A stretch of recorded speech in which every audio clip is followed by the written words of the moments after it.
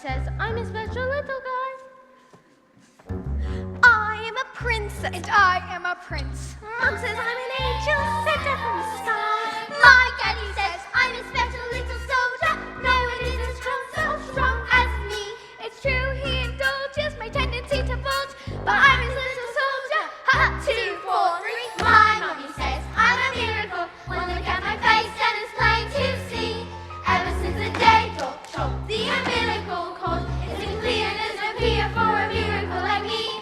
My daddy says I'm a special little soldier. No one is as bold or tough as me. Has my daddy told you? One day when I'm older, I can be a soldier and punch you in the face. One can hardly move for beauty and brilliance these days. It seems like there are millions of these, one in a millions these days. Specialness is de rigueur, above average is average, go figure. It is some modern miracle of calculus, such frequent miracles that render each one a miraculous.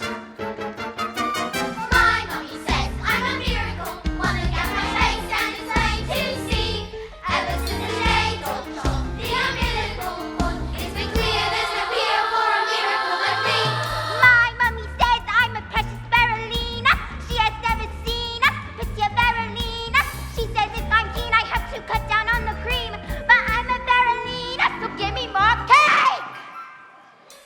Take another picture of our angel from this angle over here. She is clearly more emotionally developed than her peers once a dear. Yoo-hoo, honey, look at mommy. Don't put honey on your brother. Stop her, mommy, stop her, mother. I think she Well, blinks. take another. Have you seen his school report? He got a C on his report. What? You'll have to change the school. The teacher's clearly falling short. So hilarious and insightful. She is a little brighter than her class, so yeah, she's definitely advanced.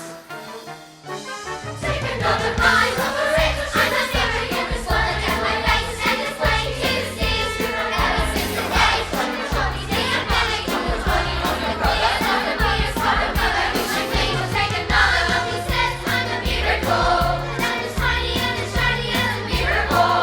You can be all cynical, but it's the truth of miracle. There's never been a miracle like me. Is this going to take much longer, Doctor? I've got a plane to catch at 3. I'm competing in the biannual International Amateur Ballroom and Salsa Dancing Championships in Paris. You're getting on a plane, Mrs. Wormwood. Of course, I always compete, Doctor. And this time, I've got a secret weapon, Rodolfo. He's part Italian, you know. Very supple and incredible upper body strength. I think we should have a talk. What is it? What's wrong with me? Mrs. Wormwood, you really have no idea. Gas? Mrs. Wormwood, I want you to think very carefully. What do you think might be the cause of this? Am I? Look, am I fat? Mrs. Wormwood, you're pregnant. What? You're going to have a baby. But I've got a baby. I don't want another one. Isn't there anything you can do? You're 9 months pregnant. Antibiotics or... Crimey. What about the biannual International Amateur Salsa and Ballroom Dancing Championships?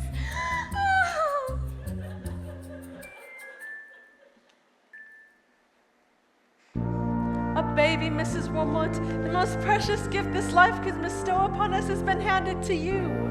A brand new human being, a life, a person, a wonderful new person is about to come into your life to bring you love and magic and happiness and wonder. Oh, bloody hell. Every life I bring into this world restores my faith in humankind. Push, Mrs. Wormwood, push! I'll push you in a minute. Each newborn life a canvas yet unpainted. There's still a broken skin, this uncorrupted mind. Every life is unbelievably unlikely. The chances of existence almost infinitely small. The most common thing in life is love.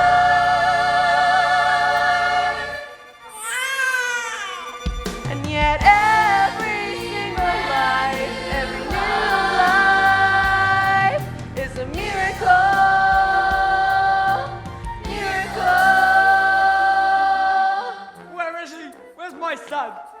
Wormwood, are you smoking a cigarette? What? Oh, of course! I'm sorry, Doctor, what am I thinking? This calls for a proper smoke.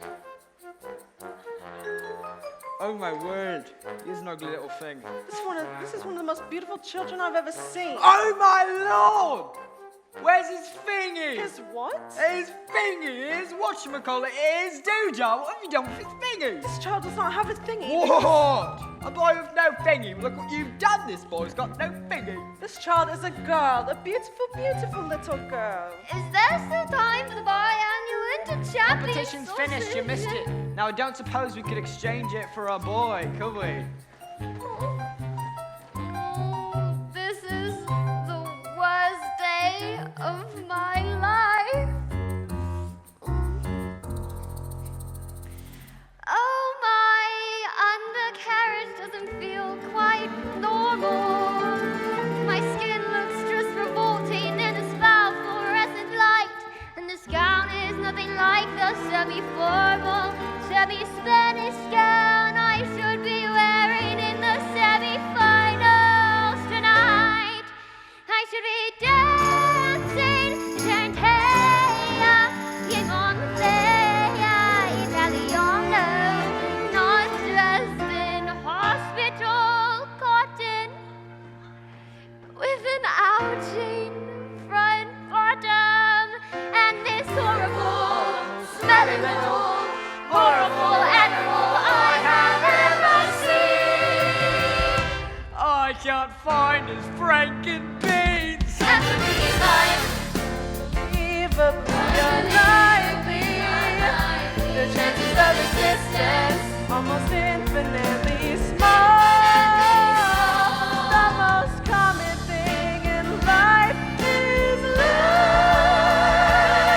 And yet every single life, every new life is a miracle.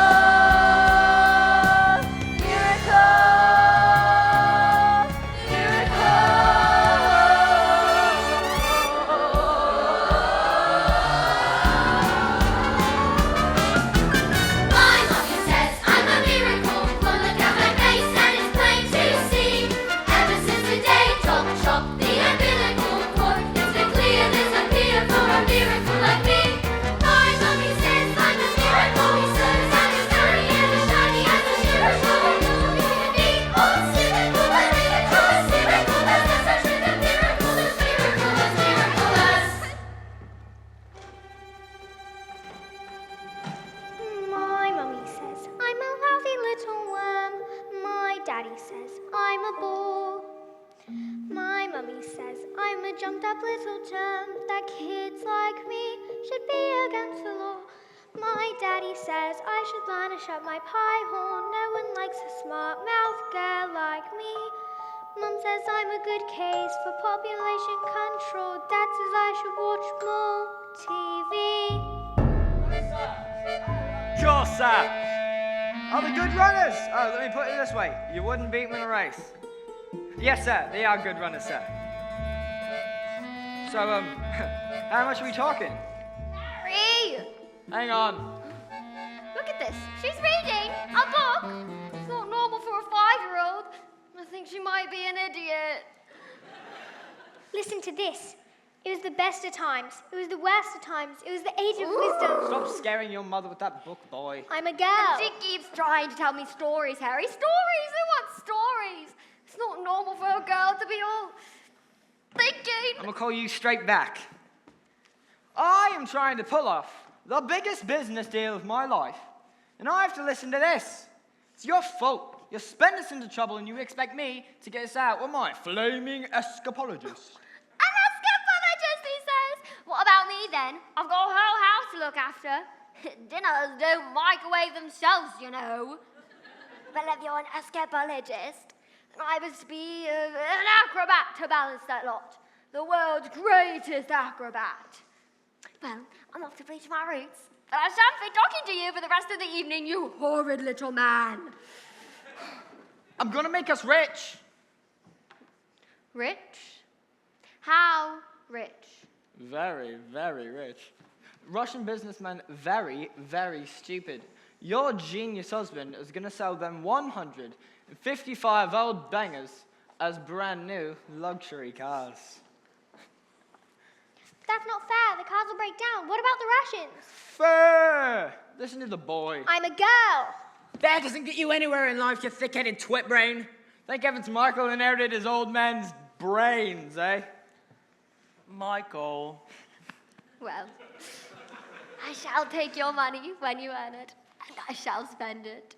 But I shan't enjoy it because of the despicable way in which you have spoken to me tonight. It's your fault.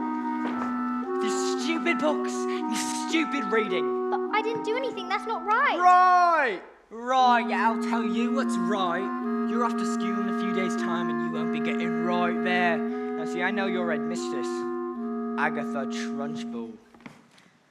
Big, strong, scary woman she is. Used to compete in the Olympics, throwing the hammer. Now imagine what she's gonna do to you. A horrible, squeaky little goblin like you, boy. Now get off to bed, you little bookworm.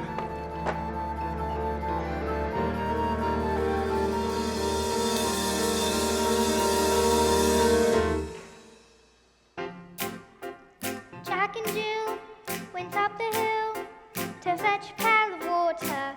So they say the subsequent fall was inevitable. They never stood a chance, they were written that way. Innocent victims of their story. Like Romeo and Juliet. 'Twas written in the stars before they even met. That love and fate and such a stupidity would rob them of the hope of living happily. The endings are often a little bit gory. I wonder why they didn't just change their story. We're told we have to do it, we're told, but surely sometimes you have to be a little bit naughty. Just because you find that life's not fair, it doesn't mean that you just have to grin and bear it. If you always take it on the chin and wear it, nothing will change. Even if you're little, you could do a lot. You mustn't let a little thing like little stop you. If you sit around and let them get on top you, might as well be saying you think that it's okay, and that's not right. And if it's not right, you'll have to put it right. Platinum blonde hair dye, extra strong. Keep out of reach of children. Oil of violet hair tonic for men. Yep.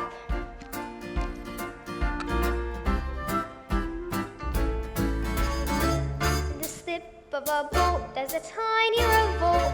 The seed of a war in the creek of a floorboard. A storm can begin with the flap of a wing. The tiniest mite packs the mightiest sting every day. Starts at the tick of a clock, all escapes. Start with the click of a lock. If you're stuck in your strawberry and want to get out, you don't have to cry, you don't have to shout. 'Cause it's little, you could do a lot. You mustn't let a little thing like little stop you. If you sit around and let them get on top you, won't change a thing. Just because you find that life's not fair, it doesn't mean that you just have to grin and bear it. If you always take it on the chin and wear it, you might as well be saying you think that it's okay, and that's not right. And if it's not right, you'll have to put it right. But nobody else is going to put it right for me. Nobody but me is going to change my story. Sometimes you have to be a little bit naughty.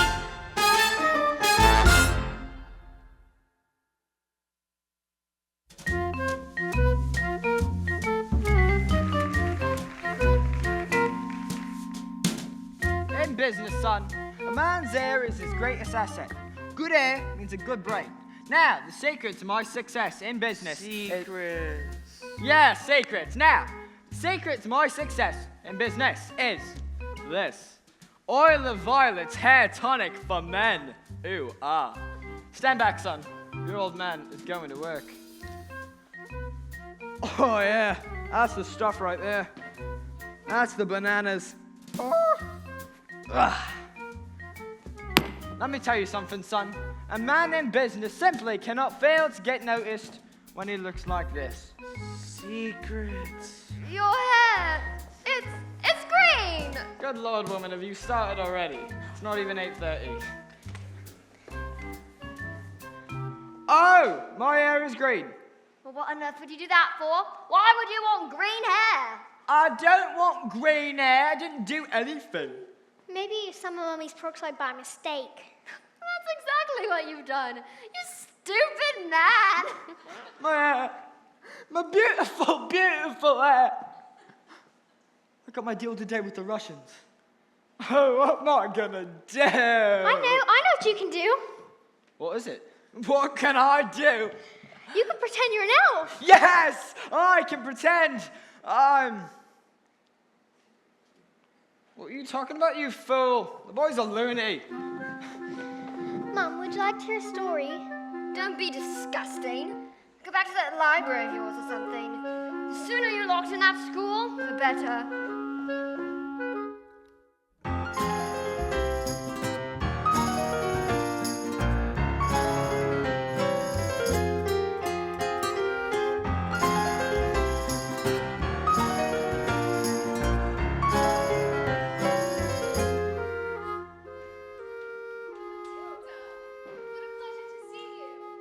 Oh, here in the library again, are we? Yes, I mean, my mum wanted me to stay home with her. She hates it when I go out. Dad, too. He loves having me around. But I think it's good for grown-ups to have their own space. Oh, Matilda, you're so smart. Your parents must be so lucky to have you. And do you tell them stories like you do with me? Oh, I love your stories, Matilda. And that's not a hint, by the way, but if you did happen to have a story you wanted Goodbye, to tell Mrs. me... Phelps. See you next week. Goodbye, Miss Honey, and good luck with the Tolstoy. Anyways, as I was saying, Matilda, I'm not hinting, but if you did happen to have a story you Who's wanted that to... lady? That lady? That lady was Miss Honey. She's going to be a teacher. That lady? That Yes. lady is going to be my... Yes, your teacher. Now look, are you going to tell me a story or not? Once upon a time... Once upon a time, the two greatest circus performers in the world, an escapologist who could escape from any lock that was ever invented, and an acrobat who was so skilled it seemed as if she could actually fly, fell in love and got married. They performed the most incredible feats together that anyone had ever seen, and people would come from miles around to watch. Kings, queens, celebrities, and astronauts, but not just to see their skill, but see their love for each other, which was so deep. It was said that cats would purr as they passed them, and dogs would weep with joy.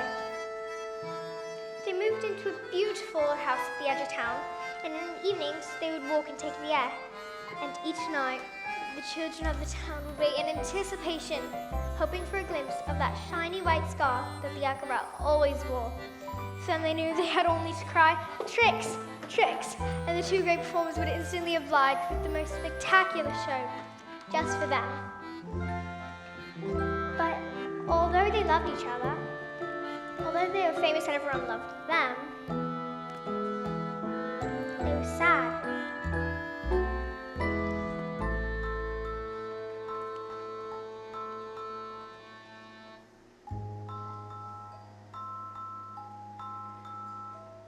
We have We have everything the world has to offer, said the wife.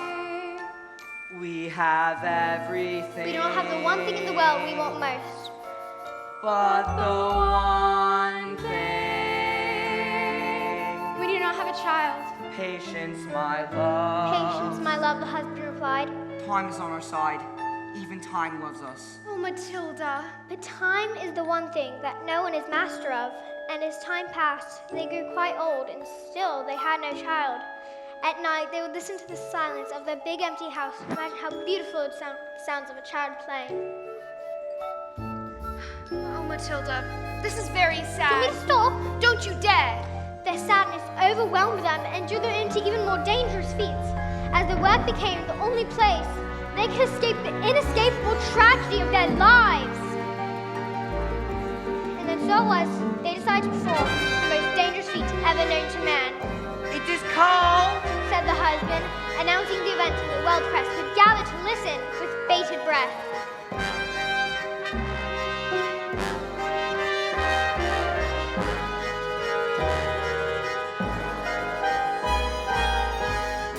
The burning woman, hurling through the air, with dynamite in her hair, over sharks and spiky objects, caught by the man locked in the cage. It is the greatest feat ever known to man.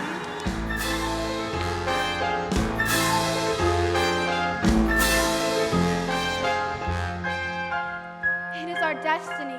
The wife said, smiling sadly and slipping her hand into his. It's where the loneliness of life has led us. Well, what happens next? I don't know yet. Tell you tomorrow. Well, I mean, isn't there some more? Well, I suppose your mother might be waiting for you. Oh, is she here? Actually, I'd love to meet her. Maybe Bye, Miss Phelps. See you tomorrow. after your first day of school.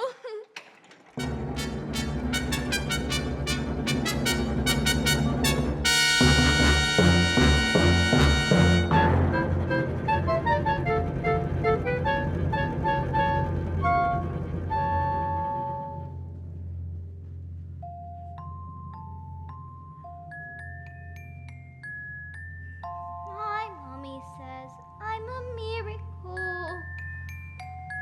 My daddy says I'm a special little guy. I am a princess. I am a prince. Mum says I'm an angel. Mum says I'm an angel. Mum says I'm an angel. So you think you're able to survive this mess by being a prince or a princess? You will soon see no escaping tragedy. And even if you put in heaps of effort, you're just wasting energy. 'Cause your life as you know it is ancient history. I have suffered in this jail. I've been trapped inside this cage for ages. This living hell. But if I try, I can't remember back before my life had ended. Before my happy days were over. Before I first heard the pealing of the bell. When you I was curious, so innocent I asked 1,000 questions. But unless you want to suffer, listen up and I will teach you a thing or two. You listen here, my dear, you'll be punished so severely if you step out of line and you try and take doubles to stay out of trouble. And remember to be extremely careful. Why? Why? Why? Didn't you hear what we said? Just you wait for his end. What's his end? Physical education. It's the Trunchable speciality. My mummy says I'm a miracle. My daddy says I would be the teacher's pet. School is really fun, according to my mum. Dad said I learned the alphabet. Alphabet? You can't see, learn to listen up. So you think you're able to survive this mess by being a prince or a princess? You will soon see no escaping tragedy.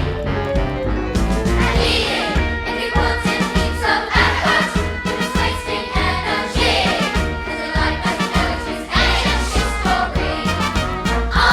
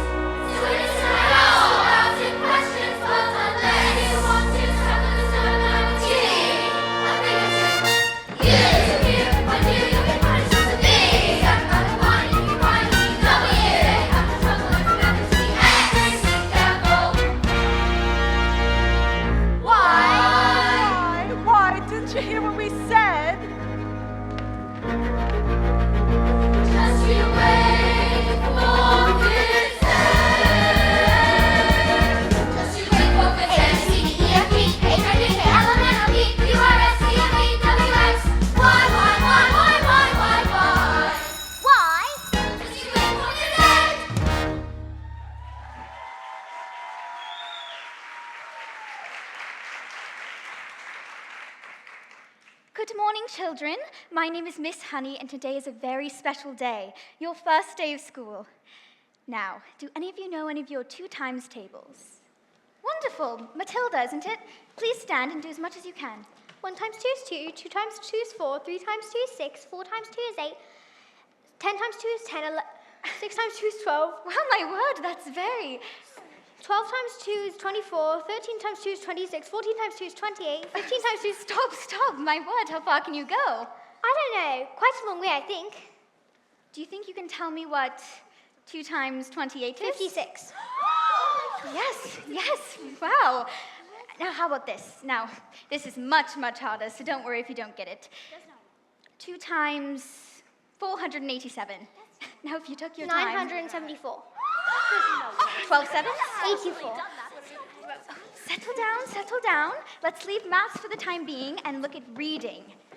Now, can anyone read this? Nigel.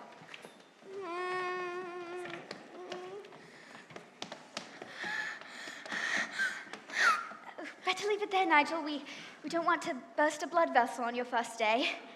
Lavender. Is the first word tomato? No, but tomato is a very good word. Matilda. I can now read words.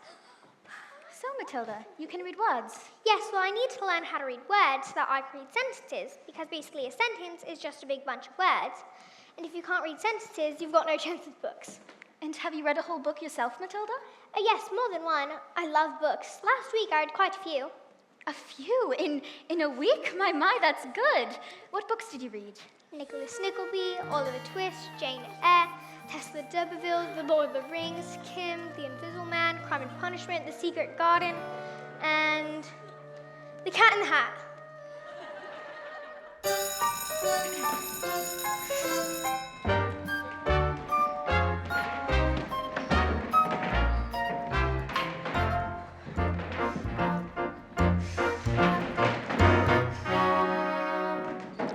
Knock on the door, Jenny. Just knock on the door.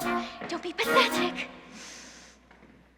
Knock on the door, Jenny. There's nothing to fear. You're being pathetic. It's just a door. You've seen one before. Just knock on the door. Look at you trying to hide, silly. Standing outside the principal's office like a little girl. It's just pathetic. Ugh. Look at you hesitating, hands shaking. You should be embarrassed. You're not a little girl. It's just pathetic. Knock on the door, Jenny. What are you waiting for? Just knock on the door.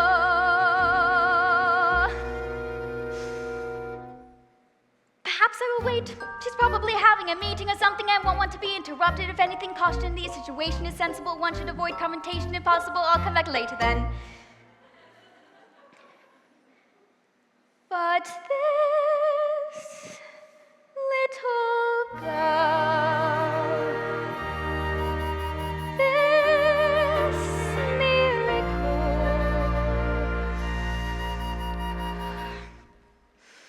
knock on the door, Jenny. Just knock on the door. Don't be pathetic. Enter.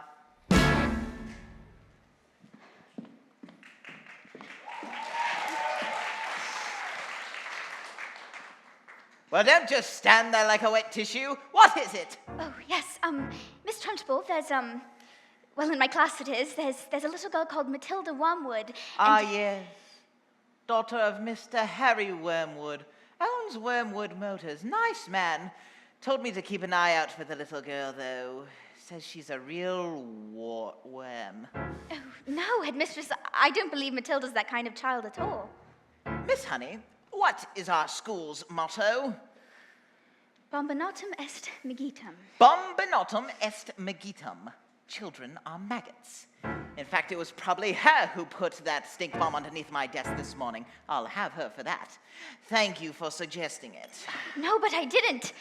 Miss Trunchbull, Matilda Wormwood is a genius. Nonsense. Didn't I just say that she is a criminal? She knows her times tables. So she's learned a few tricks. Oh, but she can read. Well, so can I! I have to tell you, headmistress, that in my opinion, this girl should be placed in the top form with the 11-year-olds. What? But she is a squit, an unhatched tadpole. I simply can't just place her in the top form with the 11-year-olds. What kind of society would that be? Without the rules, Jenny, the rules! I believe that Matilda Wormwood is an exception to the rules. An exception to the rules? In my school? Look at these trophies, see how my trophies gleam. In the sunlight, see how they shine. What do you think it took to become English hammer throwing champion? 1969. Do you think in that moment, when my big moment came, that I treated the rules with casual disdain? Well, like hell! As I stepped into the circle, did I change my plan? What?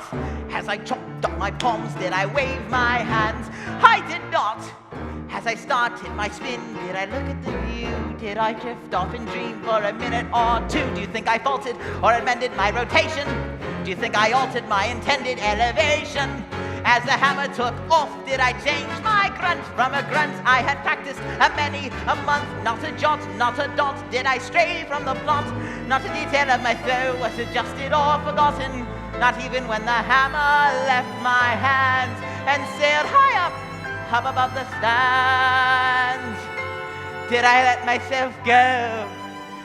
No, no, no, no, no, no, no! No. If you want to throw the hammer for your country, you have to stay inside the circle all the time. Oh.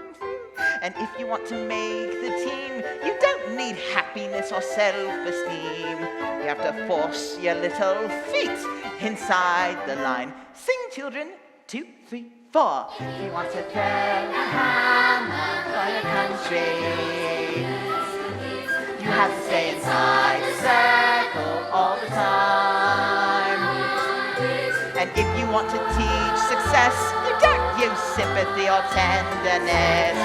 You have to force the little squits to toe the line. Sing, Jenny! Hee, hee, ha! If you want to throw the hammer for your country,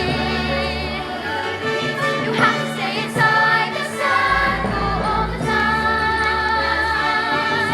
I apply just one simple rule to hammer throwing life and school. Life's a ball, so learn to throw it. Find the belly line and tow it. And always keep your feet inside the line. Now get out.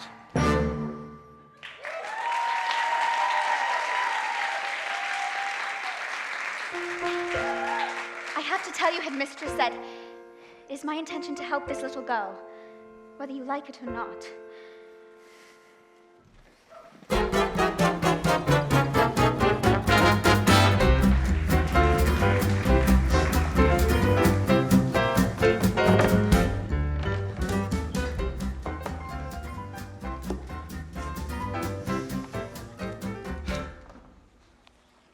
The stupid, nasty, slimy, great big question asking. How dare they speak to me like that, the stupid, nasty Russians? Don't tell me. We're not rich. It's the mileage. They took one look at the mileage on the first car and they said, these cars were all knackered. I told them, I said, hey, the reason the mileage is so high is because of a manufacturing mistake. Is that true? Of course it's not true. So you lied, Of course I lied. and they didn't believe you. Of course they didn't believe me. I got green hair. I've got hair. What's this? The flaming book. What's wrong with the telly? Well, she's got no respect, that one. With her, it's all books and stories. I know, it's a lovely book, honestly. You should read it. Lovely! I'll show you what I think of your lovely. No, it's a library book. It's from the library. You show the little brat. Go Oh, on this is then. thick. Wow, how do you do this? Look what I found. Look at that. They're individual.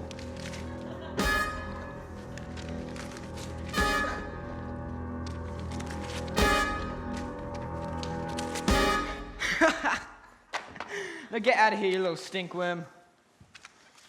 Come here, boy. Do we have any super glue? In the cupboard. And while you're at it, why don't you stick your stupid book to your stupid head?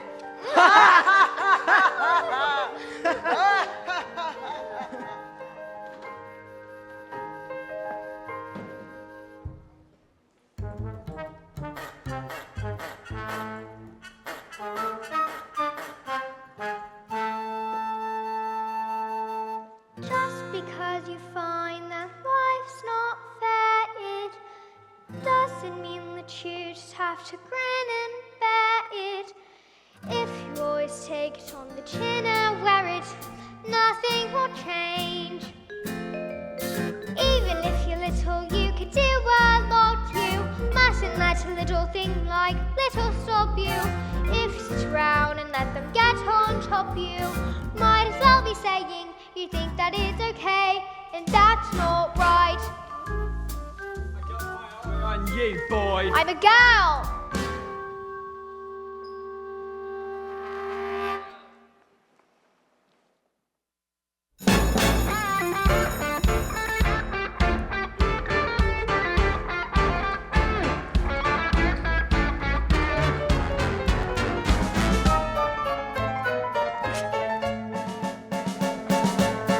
Matilda, can I ask you a question? Do all those brains in your head give you a headache? I mean, it's got to hurt all squished in there.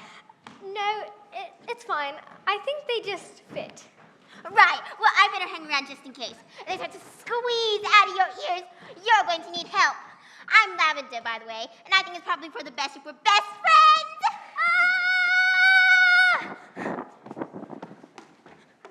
Hide me! Someone put a whole can of syrup onto the Trunchbull's chair. She sat down, and when she got up, her liquor stayed stuck to the sink. Someone told her I did, but I never.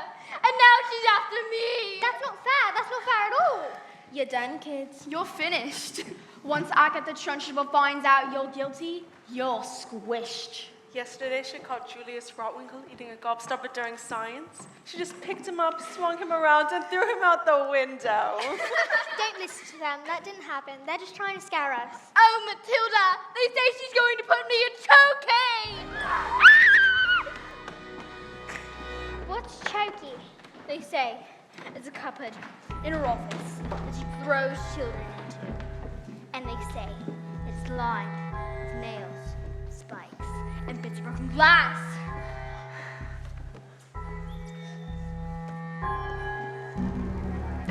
There's a place you are sent if you haven't been good, and it's made of spikes and wood, and it isn't high enough to sit. And even if you could, there are nails on the bottom. So you wish you'd stood. When the hinges creak and the door is closed, you cannot see squat. Not the end of your nose. And if you scream, you don't know if the sound came out or if you scream in your head and then reach your mouth. All right. When did this happen? 20 minutes ago. Why? I know. She's coming. You better hide. Quick, jackets.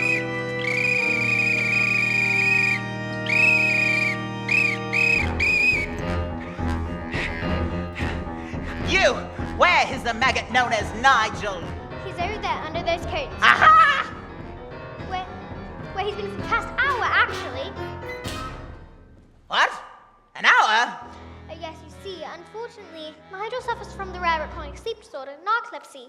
The condition is characterized by the sufferer experiencing bouts of chronic fatigue and falling suddenly asleep, often without knowing or any warning at all. You see, he fell asleep when we put him under the coats for safety, didn't we? Didn't we? Snarcolepsy. He'll probably think he's in bed when he wakes up.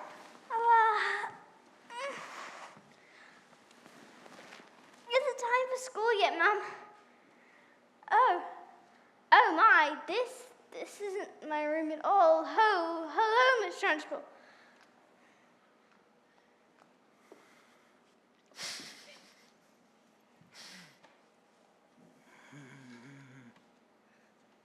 Amanda Thripp, Yes, Miss Trunchbull? what have I said about pigtails? I hate pigtails. But my mummy says they make me look pretty. Then your mother is a twit.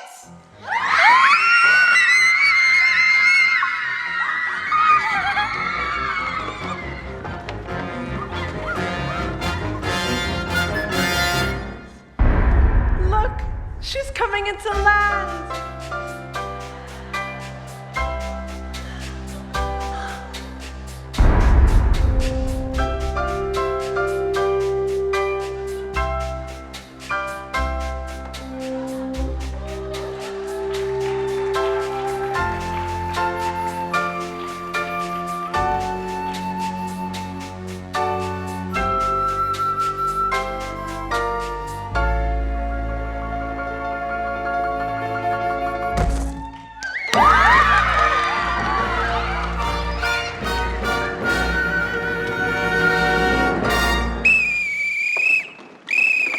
Move it, maggots! Come on, get in line. You! What is your name? Matilda Wormwood. Well, Matilda Wormwood, you have just made a very big mistake.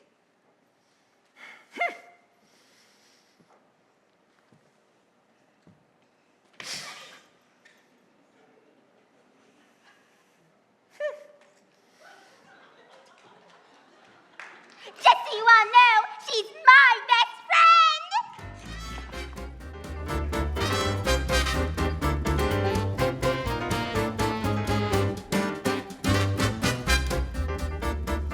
friend! Brand new stock, sir. Completely different cars.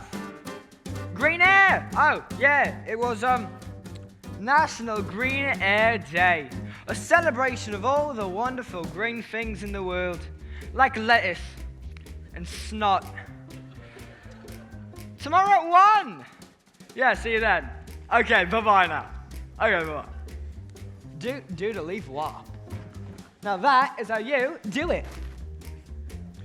Now that seems to be, Oh, my hair. Let me keep this on. It looks like rain.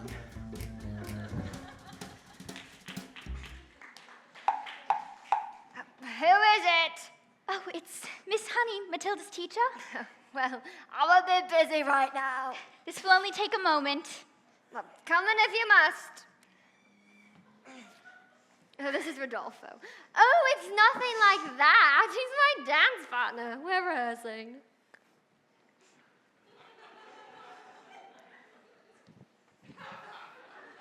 Ciao.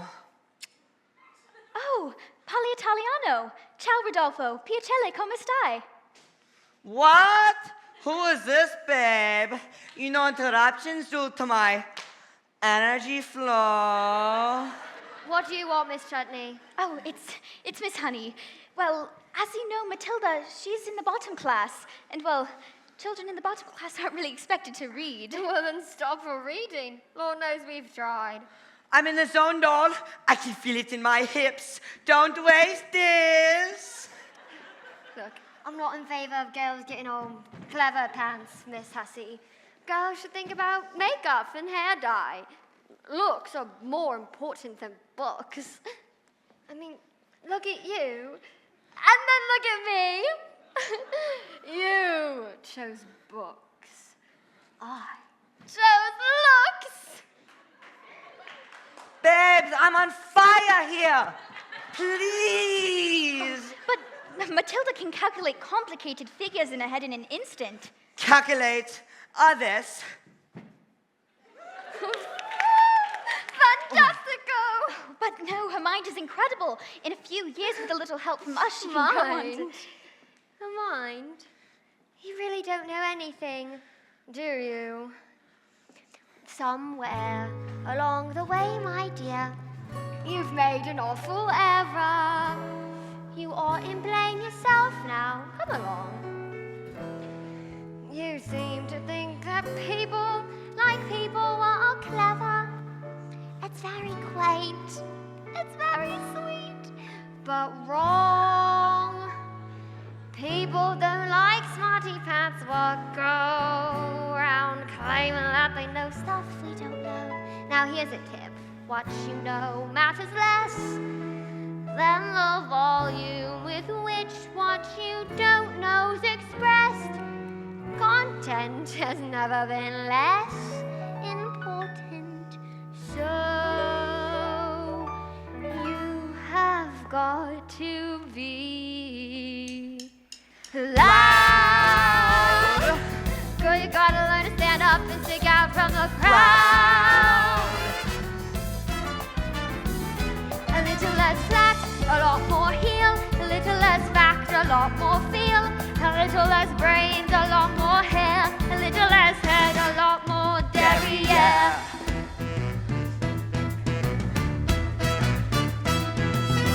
No one's gonna tell you when to take your tooth. Well, you gotta lie, don't hide it under a bushel. No one's gonna look if you don't stand out. No one's gonna listen if you don't shout. No one's gonna care if you don't care. So go and put some highlights in your hair. Cause you gotta highlight what you got. Even if what you got is not a lot, you gotta be loud. You gotta give yourself permission to shine, to stand up and be proud. A little less, a lot more zing. A little less, a lot more swing. A little less dressing like your mom. A little more bum, bum, body dum. I look good, you don't. No one's gonna tell you when to wiggle your bumper. No one's gonna love you if you don't know the rumba. Everybody loves a little something exotic. But learning a language is over the top. It doesn't really matter if you don't know much. As long as you don't know it with the volume up. The less you have to sell, the harder you sell it, the less you have to say. The louder you yell, the younger the act, the bigger the confession. The less you have to say, the louder you dress it. You gotta get up, you gotta get up and be loud, loud, loud, loud, loud, loud, loud. Your judges.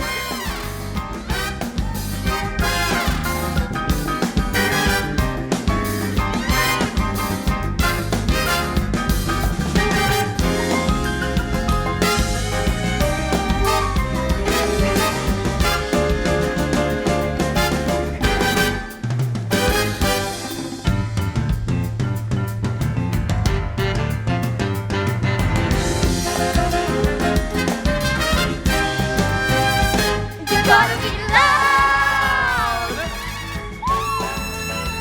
Stand out from the crowd. You gotta be loud. You gotta give yourself permission to shine. Stand up and be proud. Think you're clever? Whatever. Loud, loud, loud, loud, loud, loud, loud, loud, loud, loud, loud. You gotta be loud.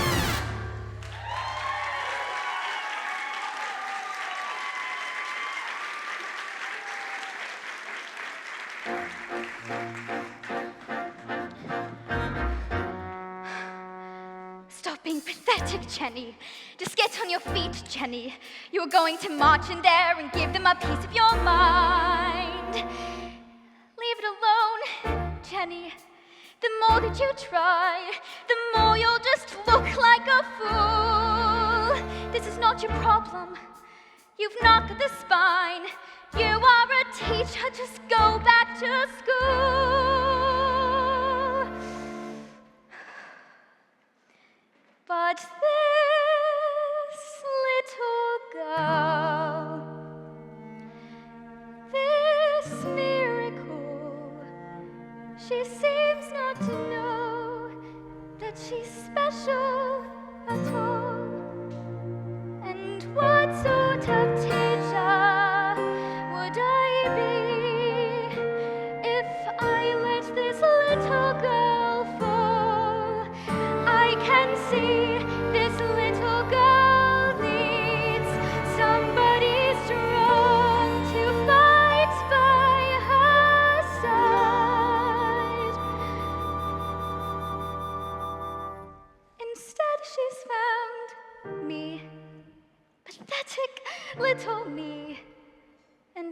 other door closes, and Jenny's outside.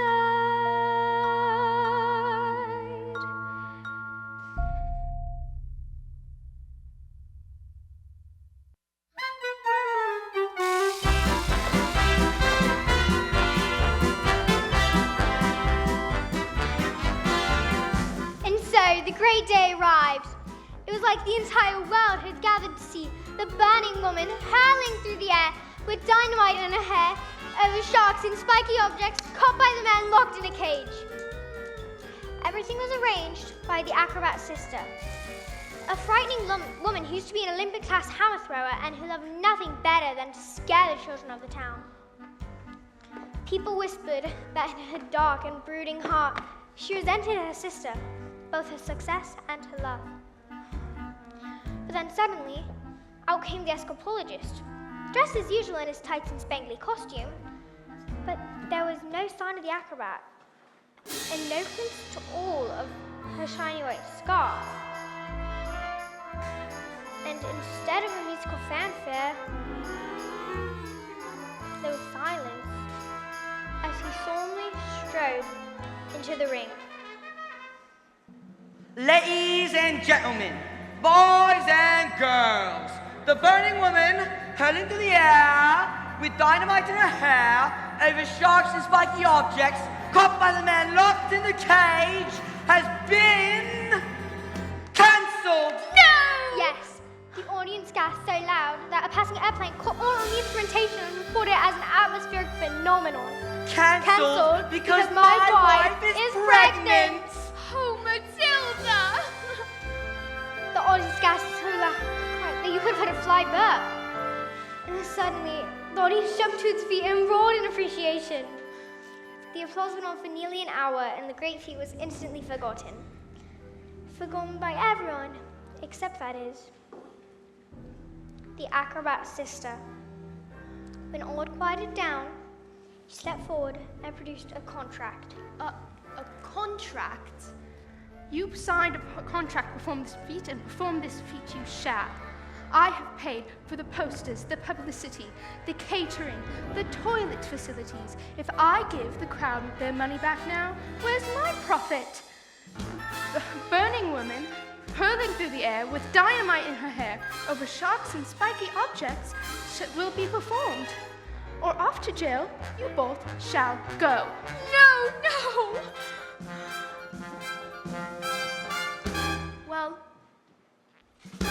what happened? I don't know yet. Tell you tomorrow.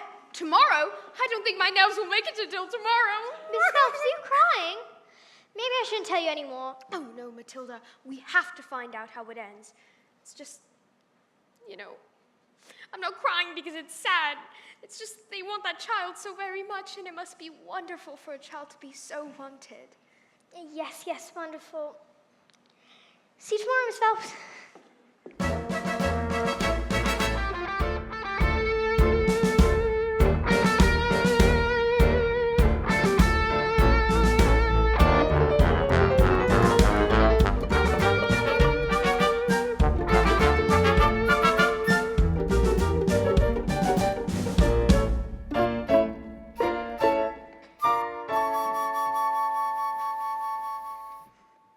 Matilda, may I speak to you for a moment? I'm afraid I haven't been too successful in getting others to recognize your abilities, so starting tomorrow, I shall bring a selection of very clever books that I think will challenge your mind, and you may sit here and read while I teach the others. And, well, if you have any questions, I shall do my best to answer them. How does that sound? Matilda, that's the biggest hug in the world.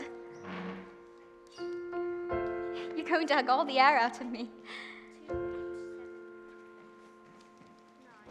Matilda Wormwood!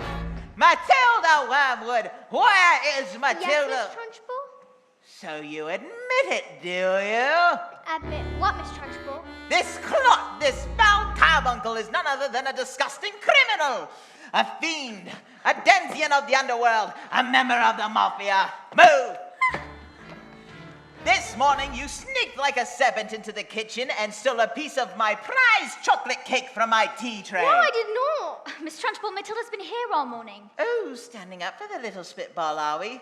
Well, this crime happened before school started, and therefore she is guilty! Okay, look, all right. I stole the cake, and honestly, I was really, definitely, sort of, almost thinking about owning up. Maybe. But the thing was, I was having a lot of trouble with my belly. You see, the Trunchbull's cake was so good that I scoffed it down too quickly. And now it was beginning to fight back. Oops. See? I'm not guilty. I didn't do anything. You are guilty because you are a criminal. You are a fiend. You are a disgusting thief. And I shall crush you. I shall pound you. I shall consign you to the seventh circle of hell. You shall be destroyed.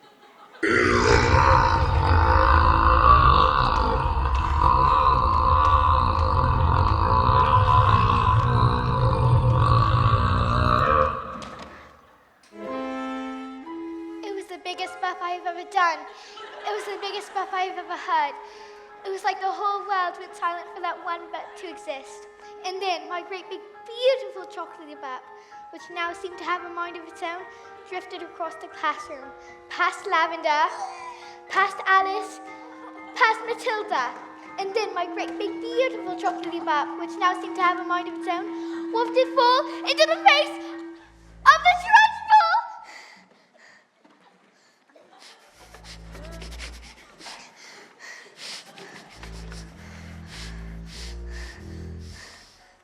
Bruce Bogtrotter. Yes, miss? You liked my cake, didn't you, Bruce? Yes, Miss Trunchbull. And I'm very sorry. Oh, no. Just as long as you enjoyed the cake. That's the main thing. Is it? Yes, Bogtrotter, it is. Oh, well, I did thank you. Wonderful, marvelous. That makes me so happy. It gives me a warm glow in my lower intestine. Oh, cook. Come with me. Move. Thank you. Thank you, Cookie. What's the matter, Bogtrotter? Lost your appetite? Well, yes, I'm full. Oh, no, you're not full. You're not full until you've eaten the entire cake. But you don't have time for bites. But I can't eat it all. Headmistress, he'll be sick. Well, he should have thought about that before he made a pact with Satan and decided to steal my cake. Well, eat. He can't. Eat. No, he can't. Eat. Food. A single slice, or even two, Bruce, might have been nice. But even you, Bruce, have to admit, between you and it, there's not a lot of difference in size. He can't, surely can't, you are the man, Bruce. He might explode, he's quite elastic. He's going to blow, make him stop. He's fantastic, look at him go. I can't afford to be effect. This must have done, Bruce, a real suspected. You have the worm, Bruce, or maybe your largeness is like this hardness.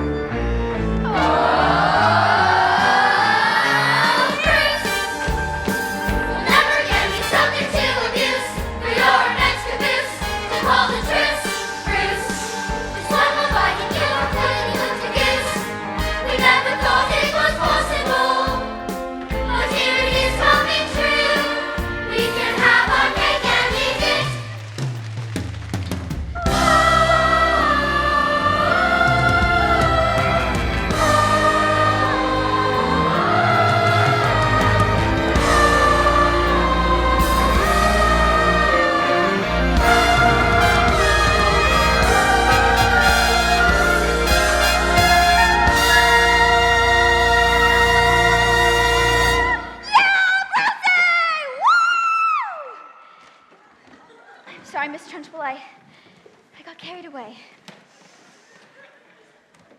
That's all right, Jenny. We all get carried away sometimes. Even me. Good show, Bogtrotter. Good show.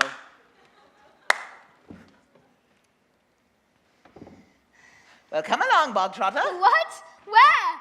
Oh, did I not mention? This was only the first part of your punishment. There's still another part. A second part. And the second part is... choking! No, Headmistress, please, you can't. Oh, please, Headmistress, you can. Do you think I'd let myself be defeated by these maggots? Who do you think I am? An idiot? A fool? You? But he's eaten it all. He's done what you asked. Yes, I ate it all. Come on. I ate it all. No, I ate the whole thing. No, Come on. Johnny. No, no, no, I'm not guilty. That's not right.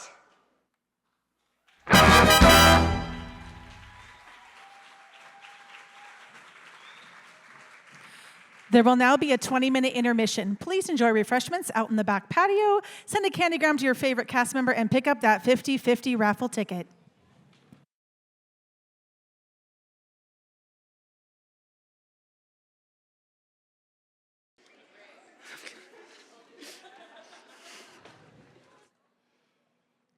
All right, welcome back, everybody. Let's get those numbers out.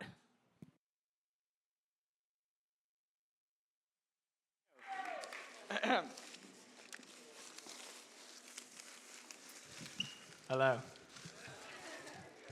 So, to the winner of our big 50/50 raffle, you get $120.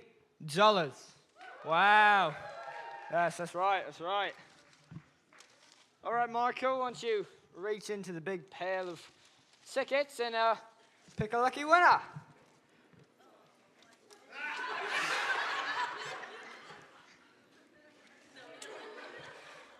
Is this okay? Okay, so our winning number is 423-807. Do we have a winner? 423-807. You have a winner. Come over here. You want? You want? Where's the ticket? Check it. Okay. Over. Do we have a winning? That looks like a winning number.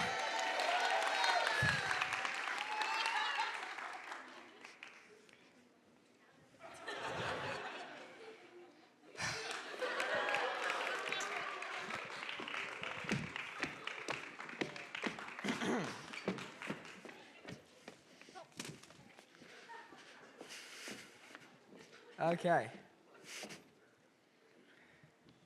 Ladies and gentlemen, hey, before we continue with proceedings, I would like to offer an apology for some of the things that have been going on here tonight. They're not nice things and they're not right things. And I would like to state, grammatically, that I do not want any children who might be here tonight to go home and try these things out for themselves. I am, of course, talking about reading books. Now, it is not normal for kids to behave in this fashion. It stunts the brain, it wears out the eyes, it makes kids ugly, sweaty, fatty, betty, boring, gaseous, and crucially, it gives them head lice of the soul. Under no circumstances do we condone such activities, and we do so utterly without reservoirs. Now, by show of hands, how many grown-up people here have ever actually read a book? I'll put them up. In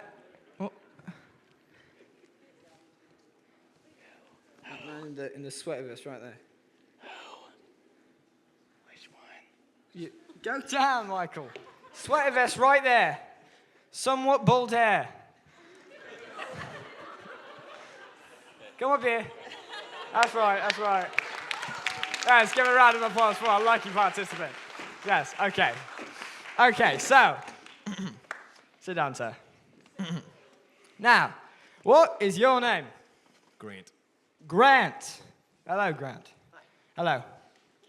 So, Grant, do you enjoy reading? Yes, I do. You do! I'm sorry, Grant. You are plagued with one of the worst viruses in history. You, sir, are plagued with bookworm. And Michael, do you know what we say to bookworms? All right, Michael. Bookworm, bookworm, you're a stinking bookworm. You read books like a worm, and worms read books, and you read books, and worms are stupid, and you're a swam. There. Now Grant will learn from that. It won't stop him from reading, but he will never put his hand up in a theater again. Thank you. Good luck. Round of applause. Thank you, thank you. Sit down.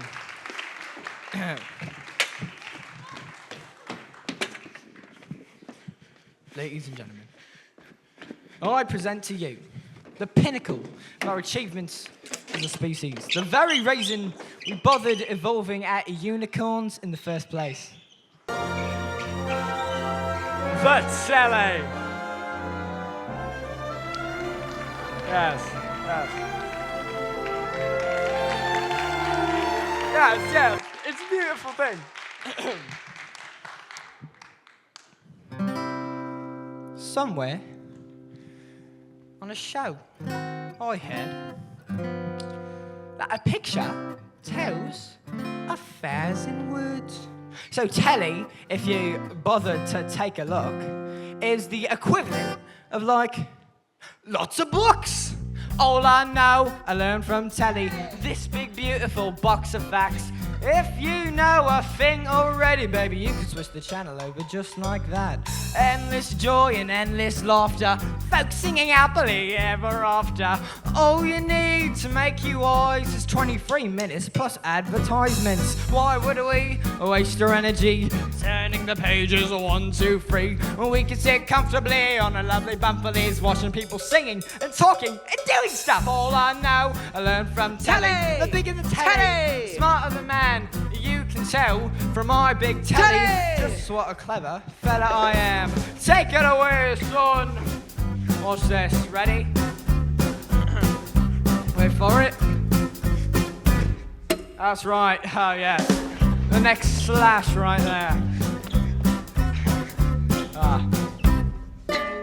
Can't laugh from a stupid book, Grant. All I know, I learned from telling what to think and what to buy. I was pretty smart already, but now I'm really, really smart. Very, very smart. Endless content, endless channels, endless chat on endless panels. All you need to fill your muffin without having to really think or nothing. Why would we waste our energy trying to work out Ulysses? Well, we can sit happily on a lovely bumperlies watching slightly famous people talking to really famous people. All I know, I learned from telly. The bigger the telly, the smarter the man. You can tell from my big telly just what a clever fella I am. Oh, Dickens is Charles Dickens. Mary Shelley, oh, she sounds smelly. James Joyce, oh, doesn't sound nice. Ian McEwan, bleh, we like spewing. William Shakespeare, William Shakespeare. Moby Dick. Easy, Grandma. All I know, I learned from telly. The bigger the telly, the smarter the man. You can tell from my big telly what a very clever fella I am.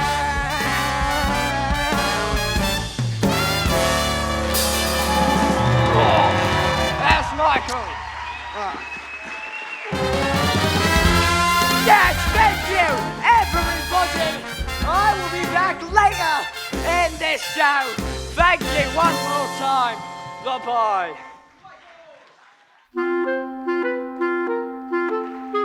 Hello, I'm Lavender, by the way. Miss Hilda's best friend! There's a bit that's coming up that's all about me. Well, not exactly about me, but I play a big part in it. But I'm not going to tell you what happens because I don't want to spoil it for you.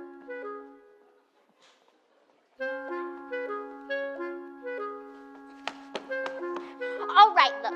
What I do is I volunteered to give the trench full a jug of water. And on the way back, no! I don't want to tell you anymore because I don't want to ruin it.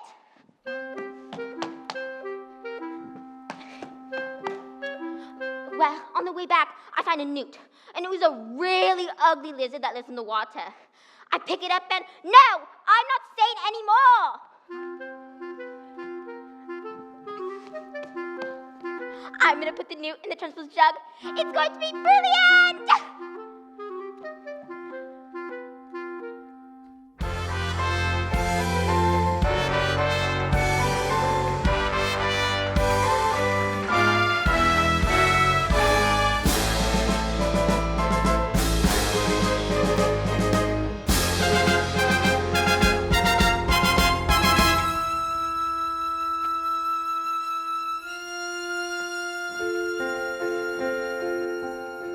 When I grow up, I would be tall enough to reach the branches that you need to reach to climb the trees you get to climb when you're grown up. And when I grow up, I will be smart enough to answer all the questions that you need to know the answers to before you're grown up. And when I grow up, I will eat sweets every day on the way to work, and I will go to bed late every night.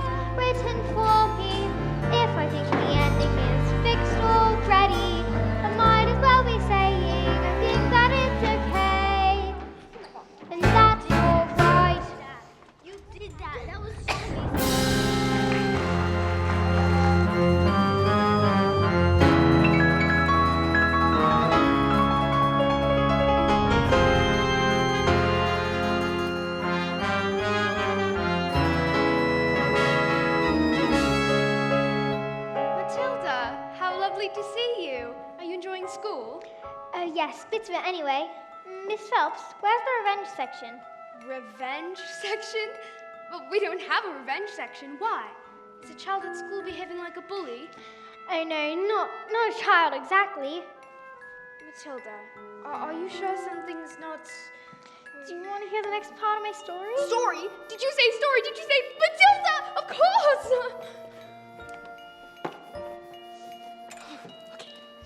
Slowly, very slowly, the acrobat wrapped her shiny white scarf around her husband's neck.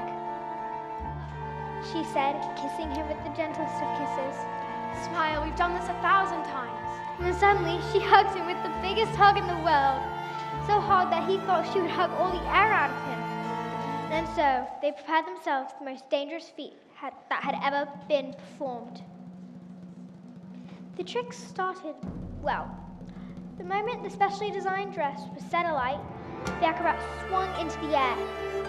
1 second, 2 seconds, the audience held their breath as she hurled over the sharks and spiky objects. 3 seconds, 4 seconds, they watched as the flames crept up her dress. 5 seconds, 6 seconds, she began to reach her arms out towards the cage. 7 seconds, 8 seconds. Suddenly, the padlocks pinged open and the huge chains fell away. 9 seconds, 10 seconds. Oh, I can't look! 11 seconds. And then, suddenly, he grabbed her hand and the flames are covered in foam before they can both be blown to pieces. Oh, goodness, so it has a happy ending after all. Great story. No, No? no. Maybe it was nerves. Or maybe it was the thought of the child. But the escapologist used up just a touch too much foam, and their hands became slippy, and she fell. Was she okay? Did she survive?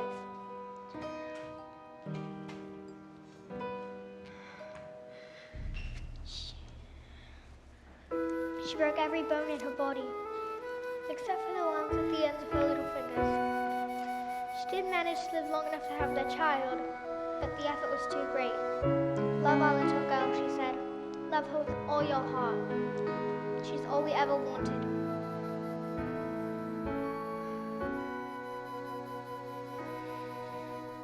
Love our girl with everything.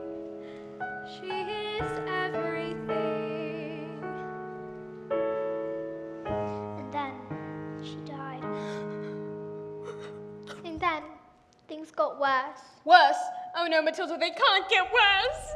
I'm afraid they did. Because the escapologist was so kind that he never for 1 second suspected the evil sister for what had happened. In fact, he asked her to move in and help look after his daughter. She was nothing but cruel to the little girl, making her wash, iron, cook, and clean, and beating her if she did a thing wrong. And so the little girl grew up with the meanest, cruelest, horriblest aunt you could possibly imagine. Let's call the police! Miss Phelps, it's just a story. Right. Matilda, you are so smart.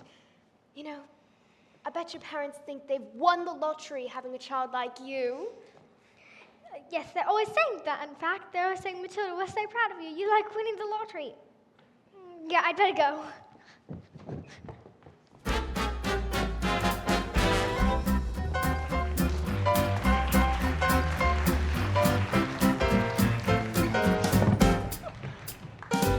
I'm so clever, I'm so clever. I'm so very, very, very stinking clever. I'm so very clever. What a very clever fella I am. Come here, you. Oh, no, stop it! There is only one man that I do that with.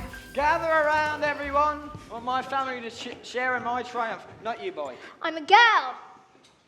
155 old bangers on my hands. All polished up, but the mileage is telling the truth. These cars were all knackered.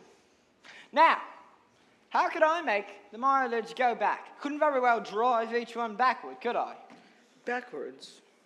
When suddenly, I had the most genius idea in the world. I ran into the shop, grabbed a drill, attached it to the speedometer of the first car, and whacked it into reverse. Backwards! Now, a drill's motor goes backwards thousands of times each second. And in no time, I reduced the mileage of that old rust bucket to practically nothing. I did it to every single car. Backwards! Stop talking now, darling. That's a good boy. Suddenly, the Russians show up. Expensive suits, dark glasses, don't know if they thought they were. Russians are nocturnal. I saw on the program last night. That was badges. It was a program about badges. Same thing. Did it work?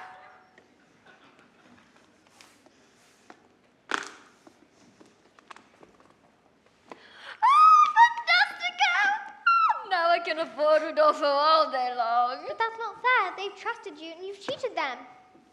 What is the matter with you? What have we done to deserve a child like you? You know what I'm going to do tomorrow?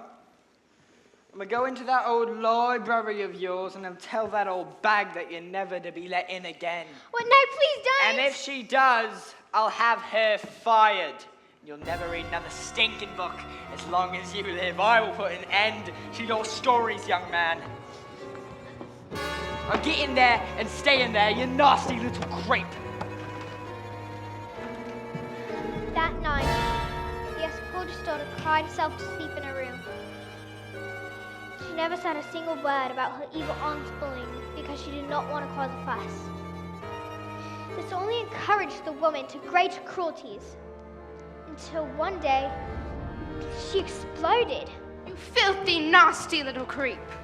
And then she beat her, threw her into a dark and dank and dusty cellar, locked the door, and went out. But that day, the escapologist just happened to come home early, and when he heard the sound of his daughter's tears, he smashed the door open. Cry. I am here, little girl. Please don't cry. Let me wipe away your tears, little girl.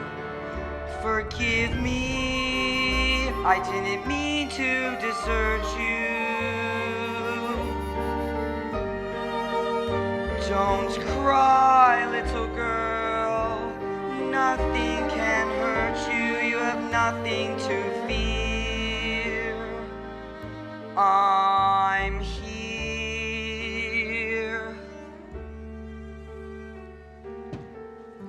Have I been so wrapped up in the grief of the death of my wife that I've forgotten what mattered to me most?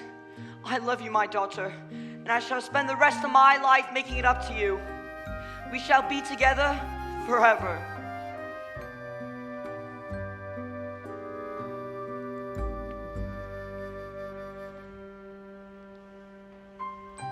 Don't cry, Daddy. I'm alright, Daddy. Please don't cry. Here, let me wipe away your tears. Forgive me. Daddy, forgive me. I didn't mean to desert you. I didn't want to upset you. Please, Daddy, don't cry, cry. All be alright with Nothing you by my can hurt side. you. I have Nothing nothing to fear.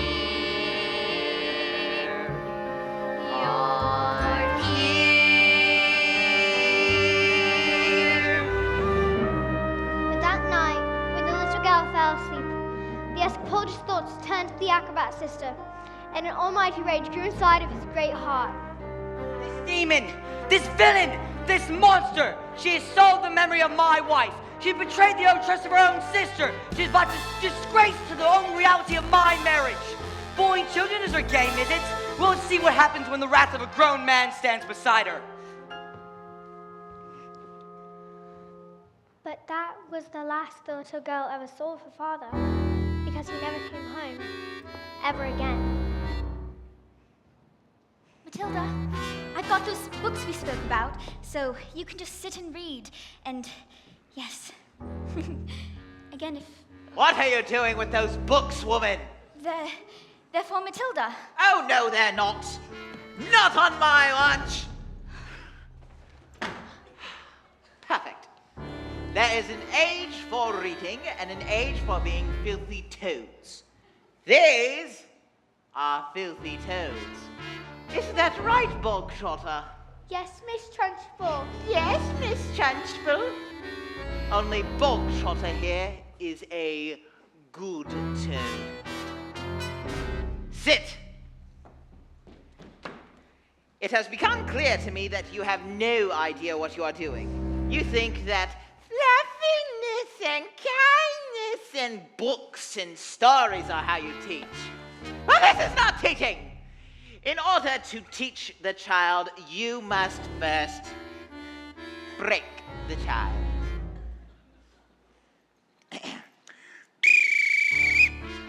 Come on, let's go.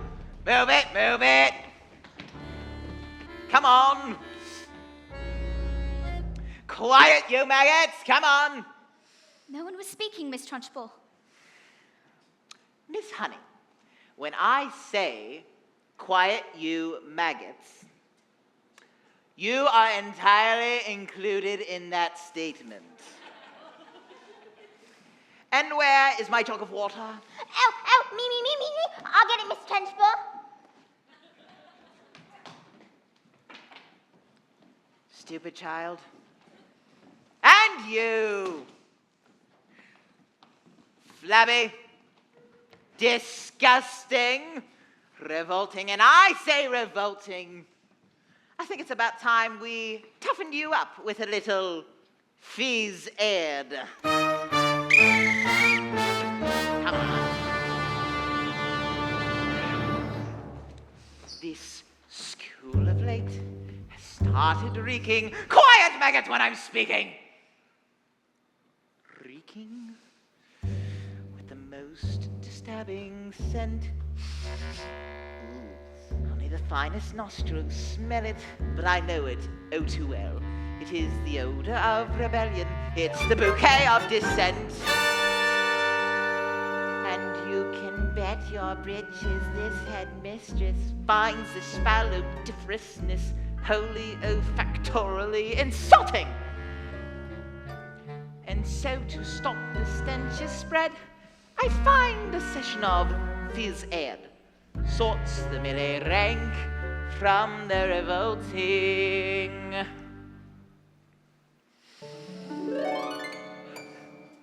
It's the smell of rebellion that comes out in the sweat, and phys ed will get you sweating, and it won't be long before I smell the pong of aiding and abetting. A bit of phys ed will tell us who has a head full of rebellious thoughts. Hold, just like a rotten egg floats to the top of a bucket of water. The smell of rebellion, the stench of revolt, the reek of insubordination. I can take it Wake up insurgents, the pong of dissent, the wall of mutiny and action. Before the weed becomes too big and greedy, you really need to nip it in the bud. Position 2. Before the worm starts to turn, you must scrape off the dirt and rip it from the mud. The whiff of insurgency, the pong, the scent, the reek of prepubescent clotting, the funk of defiance, the odor of coup, the waft of anarchy in progress. Once we've exorcised these demons, they shall be too potent for scheming. Some double-time discipline should stop the rot from setting in. All right, children, let's step it up double time. Come on. 1, 2, 3, 4. Discipline for children who aren't listening, for midgets who are fidgeting and whispering in history. They're chattering and chittering, they're nattering and twittering. Is tempered with a smattering of discipline. We must begin insisting on rigidity and discipline, persistently resisting this anarchistic mischieving. These minutes you are frittering on pandering and pitying, while little ones like this, they just need discipline.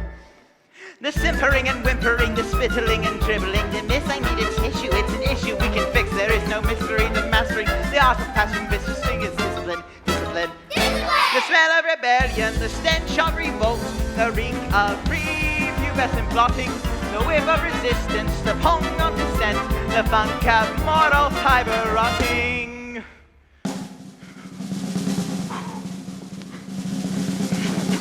Woo! Thank you.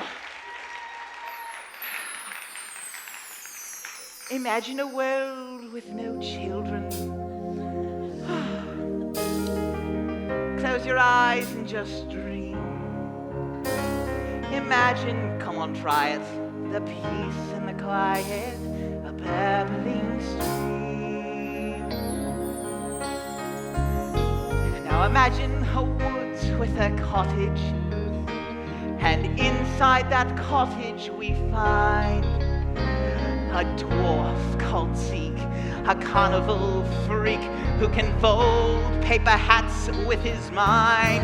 And he says, don't let them steal your horses.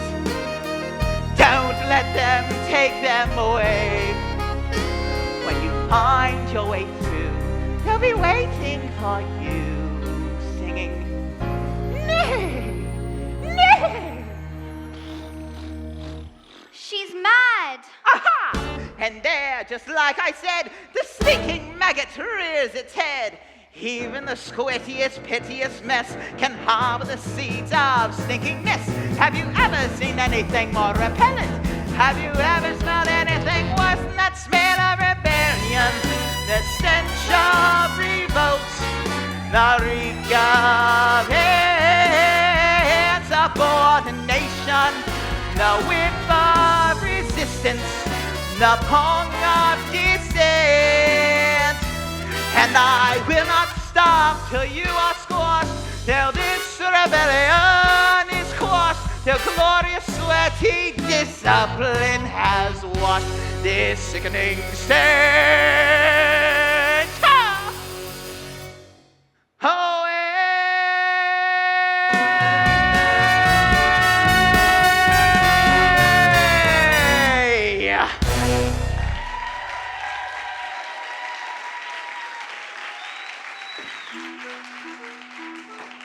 Look, everyone, I got the new. Can you see it? I got the new. I'm gonna put it in the trench balls. silence! I don't think this is teaching at all. I think it's just cruelty. That is because, Miss Honey, you are wet and weak. You are pathetic.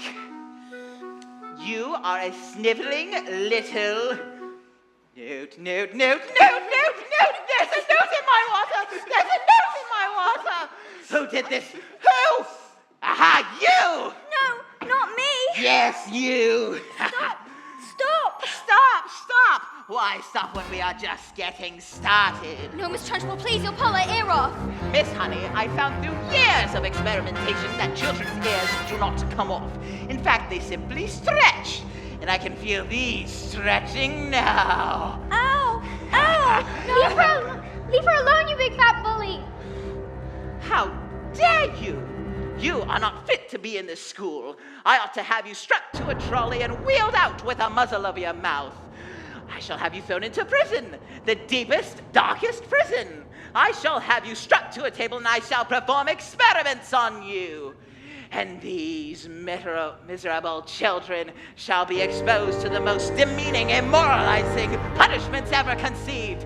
In fact, they shall not know which way is up. Oh, this is going to be... Have you ever wondered, well I have, about how when I say red, for example, there's no way of knowing if red means the same thing in your head as red means in my head when someone says red, and if how we are traveling at almost the speed of light, and we're holding a light, that light would still travel away from us at the full speed of light, which seems right in a way, but I'm trying to say, I'm not sure, but I wonder if inside my head, I'm not just a bit different from some of my friends. These answers that come into my mind unbidden, these stories delivered to me fully written, and when everyone shouts like they seem to like shouting, the noise in my head is incredibly loud, and I just wish they'd stop My dad and my mum and the telly, the stories would stop for just once. And I'm sorry if I'm not quite explaining it right. This noise becomes anger and the anger is like this burning inside me would usually fade. But it isn't today, and the heat and the shouting, and my heart is pounding, and my eyes are burning. Suddenly everything is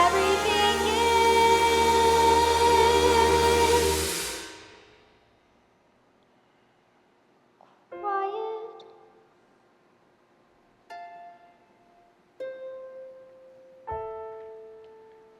Like silence, but not really silence.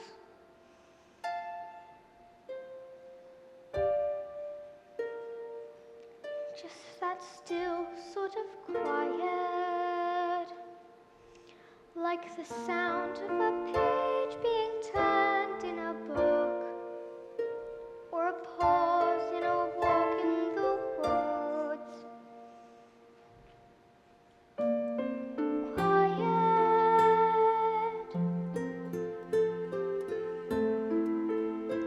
like silence, but not really silent.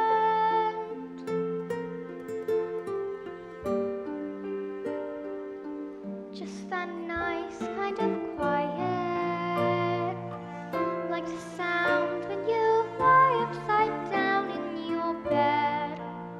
Just the sound of your heart in your head. And though the people around me, their mouths are still moving, the words they are forming cannot reach me anymore.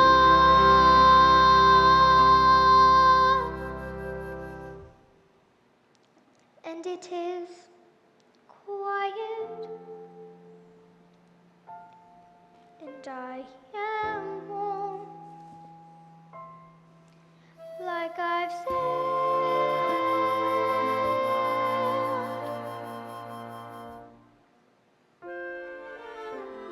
into the eye of the storm. Miserable excuses for children. And you, standing there like the squid of squids on its beating heart. There is no length to which I shall not go, no punishment I shall not commit, no ear I shall not stretch. What? What is it? What? Something on me! Oh, there's something on me! It's traveling north! Oh, there's a newt in my panties! A newt in my panties! Well, that was interesting. I think we all better go home while we still can. Matilda. Watch. Matilda, I really think it would be wise if... Watch, please. Tip over. I moved it with my eyes. Am I strange? I think... How do you fancy a nice cup of tea?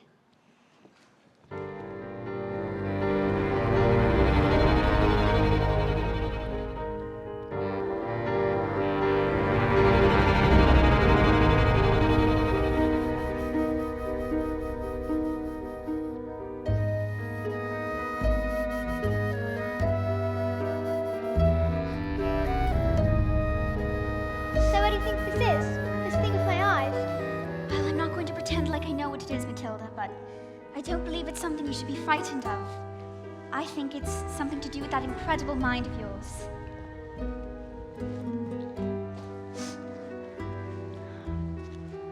So you mean there's not enough room in my head for all my brains, so they just sort of squish out through my eyes?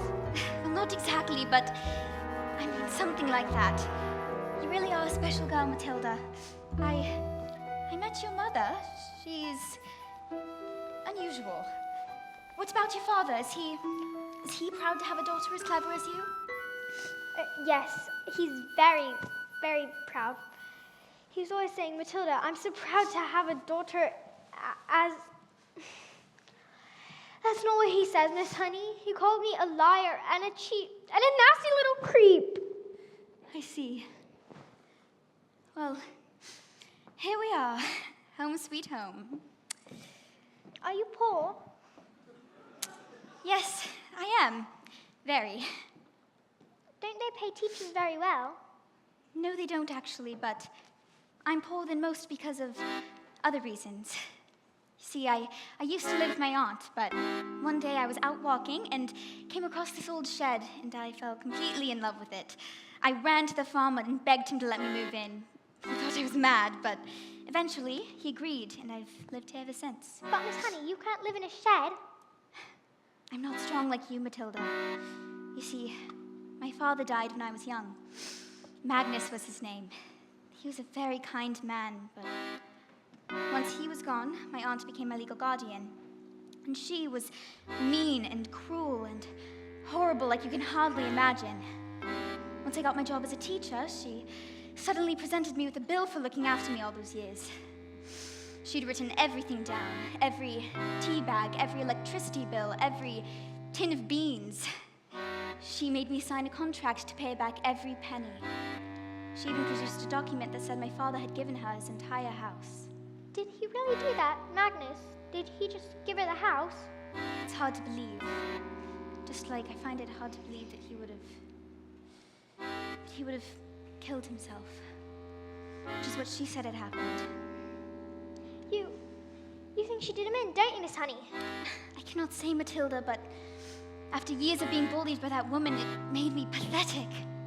I was trapped. And that's why you live here.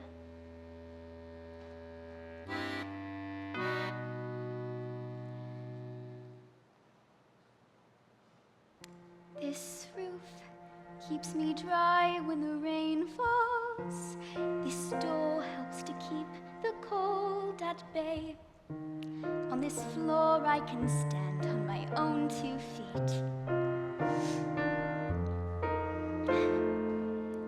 On this chair I can write my lessons. On this pillow I can dream my nights away. At this table, as you can see, well, it's perfect for tea. It isn't much, but it is enough for me. But Miss Honey, she's got your father's house. She's got everything that's yours. It isn't much, but it is enough.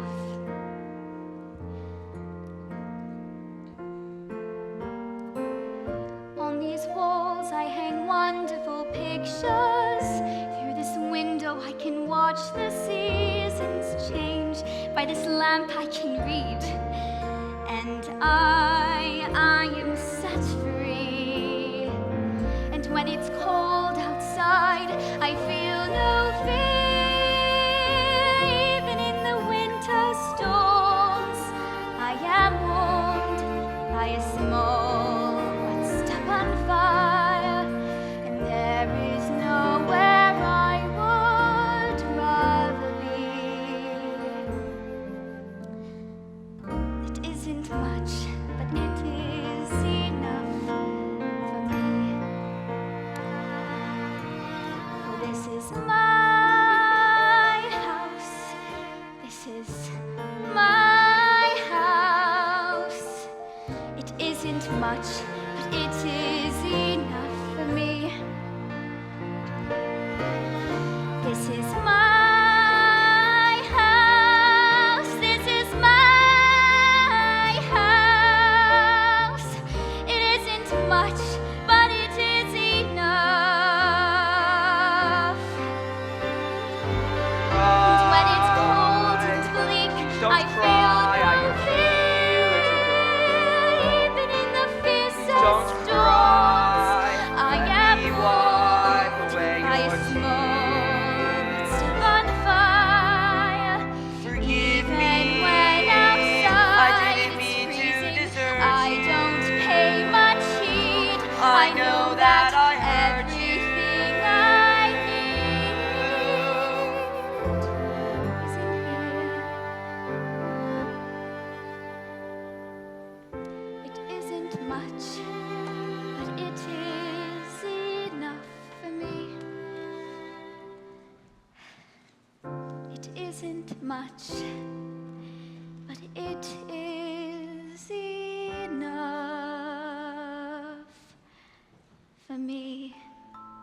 Honey, is this your father's scarf? Yes, it is. You see, my mother gave it to him before she died. An acrobat. Yes, she was an acrobat. My father, he was a... An escapologist. Matilda, how did you know that? So they were your parents. What? Who? The people in my story. I've been telling a story, and I thought I was making it up, but it's real. It's your life. I've seen your life. You've seen my life. She did it in. Let's go to the police. What? No, Matilda, we've no evidence. We can just tell them. Tell them she did it. They would never believe me. They'd never believe she was capable of murder. But Miss Honey, why? She was so cruel to you. She beat you. She shouted at you. She locked you up in tiny cupboards and threw you into cellars. Matilda, stop, please. Miss Honey, your aunt's a murderer. She killed Magnus. Who is she? A contract is a contract is a contract. Miss Trunchbull.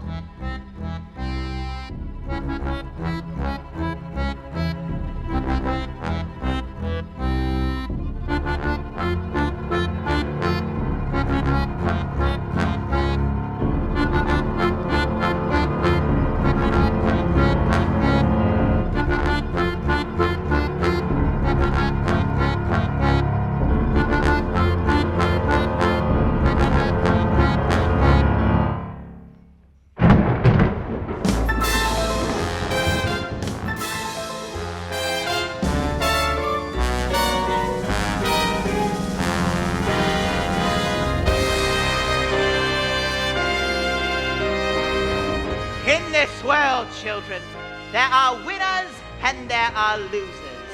And I am a winner. And if I were to play by the rules, then I should win.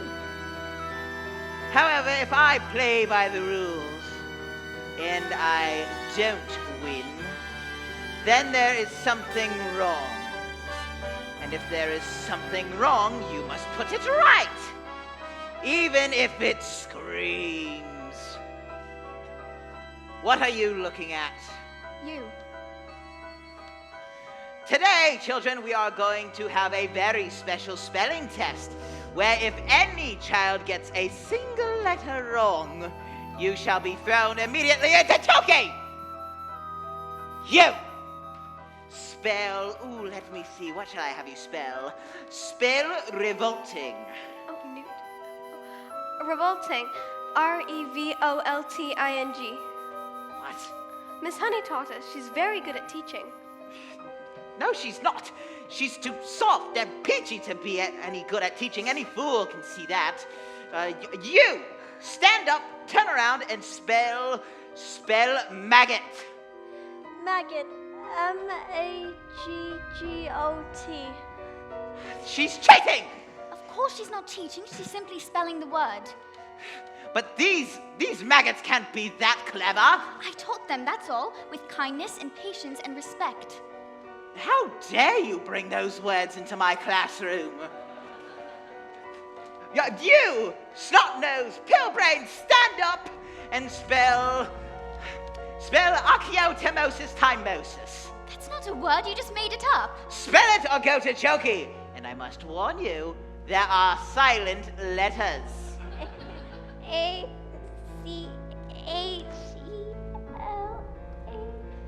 Oh,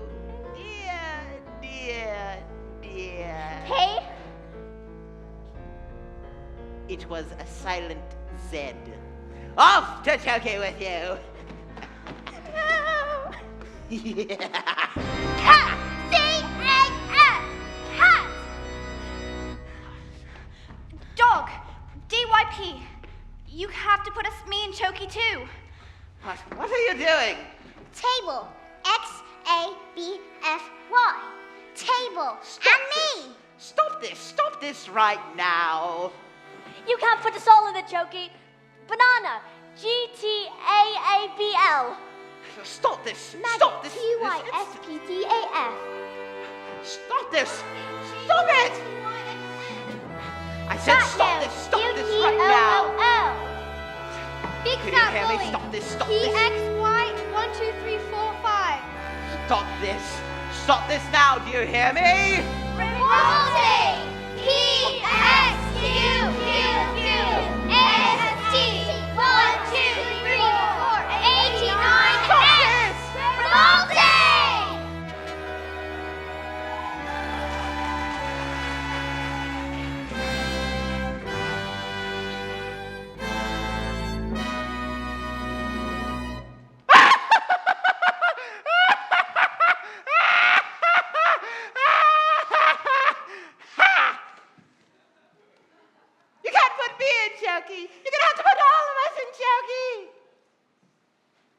thought of that, maggots?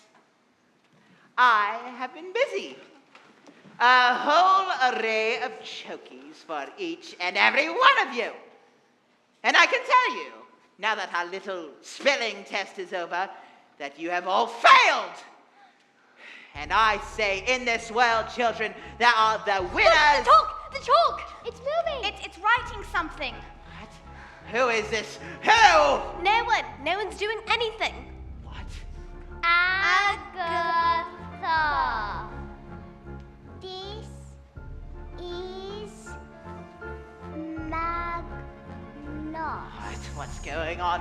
What's going on here? Tell me something. Tell me now. Give my Jenny back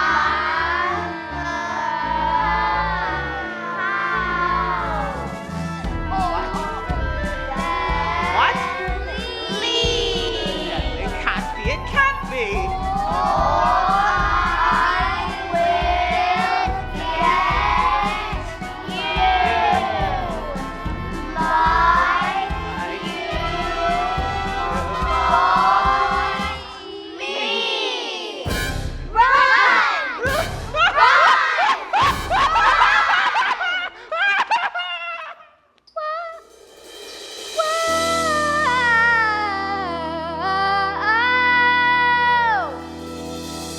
Never again will she get the best of me. Never again will she take away my freedom. And we won't forget the day we fought. The choking door slammed. Like people eat and I doubt it.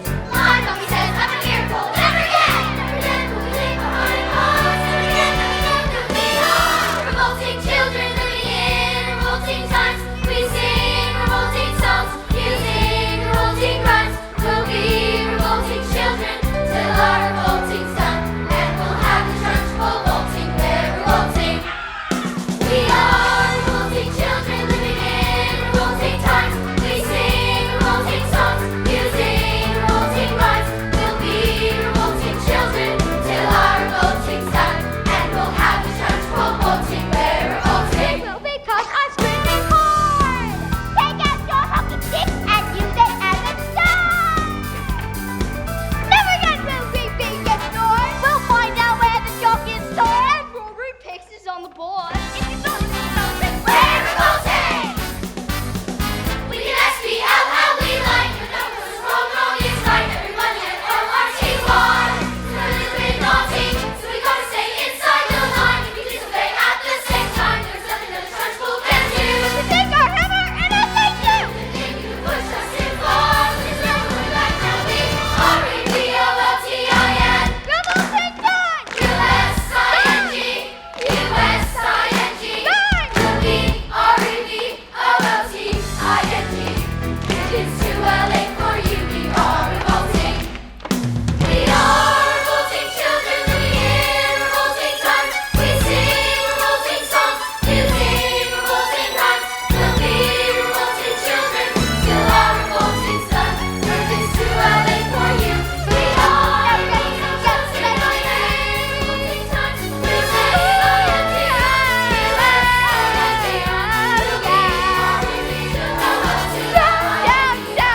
It is too late for you. We are revolting.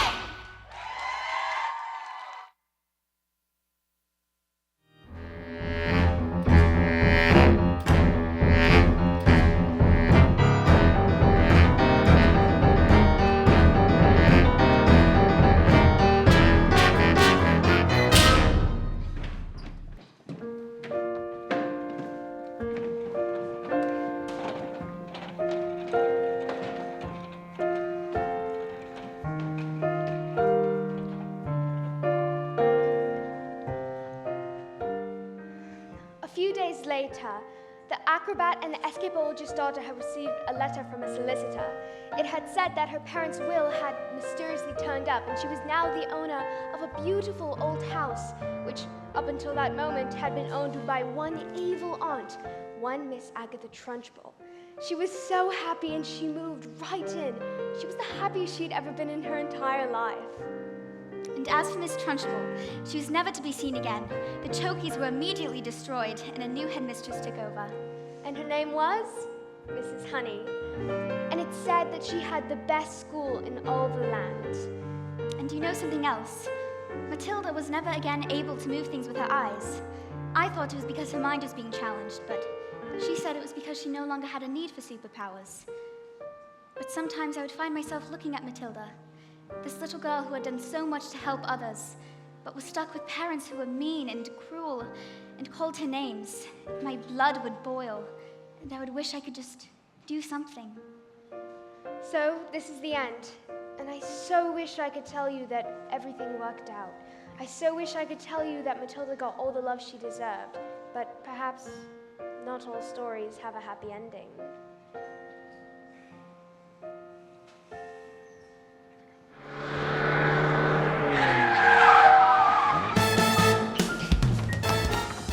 Oh, don't just stand there, Goblin. We're going to Spain. Spain, but why? Because there's idiots, there's nits, there's twin brain. Thought it'd be a good idea to send 155-old beggars to the Russian mafia. Well, I didn't know they were the flaming Russian mafia, did I? Come here, you. We're leaving and we're never coming back. Let Matilda stay here, with me. I beg your pardon. Mr. Wormwood, I would love to take Matilda. If she would like to stay with me, that is.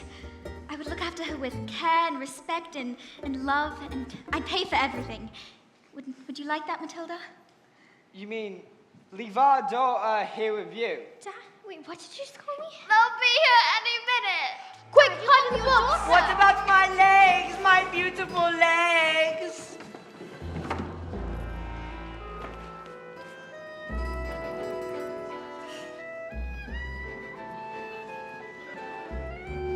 Are you the Wormwood's daughter? Yes, Where is your father? I don't know. Wormwood is a stupid man. And being stupid, he assumes I'm stupid too. Which is a very stupid and rude thing to do. Yes, I am afraid my father is quite rude and very, very stupid. Do you know this? At least there is one smart one in the family.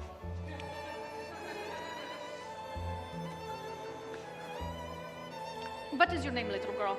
Matilda. I like you, Matilda. You seem smart. In my line of work, you don't often get to meet smart people like you. All they're thinking is backwards. Backwards!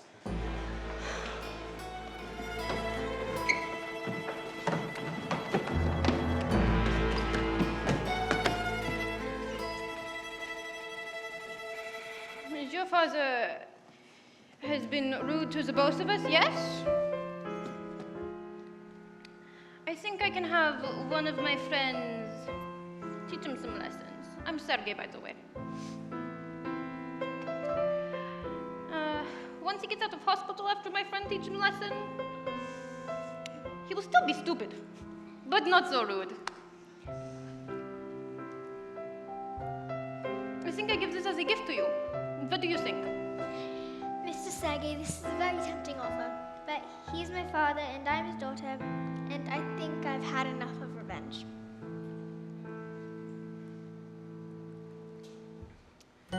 This little girl,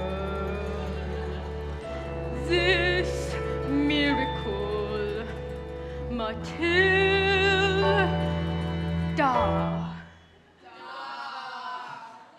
No! Your father is very, very, very stupid. But he is also very, very, very, very lucky to have you as daughter. So I'll leave him alone. But if I come here working again, he will not be so lucky.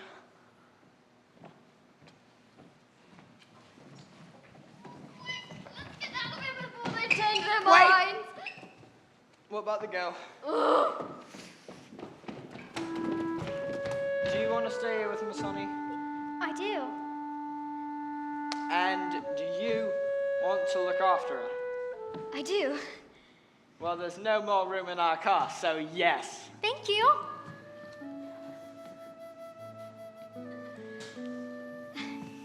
Matilda hugged Miss Honey. And hugged her. And they didn't even notice as the wormwoods. As the wormwoods and Rodolfo sped away into the distance. Because they had found each other.